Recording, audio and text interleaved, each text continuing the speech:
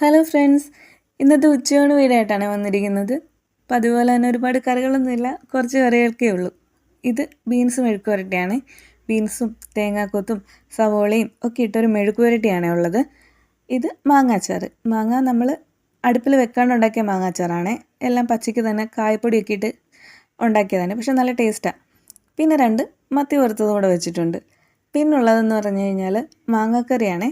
നമ്മൾ മോര് കാച്ചണ കണക്ക് തന്നെ മാങ്ങ വേവിച്ച് അതിൽ അരപ്പൊക്കെ ചേർത്തുണ്ടാക്കണ കറിയാണ്. പക്ഷെ നല്ല ടേസ്റ്റാണ്. മോര് കറീനെക്കാട്ടി നല്ല ടേസ്റ്റാണ്. എനിക്ക് ഭയങ്കര ഇഷ്ടമുള്ള കറിയാണ്.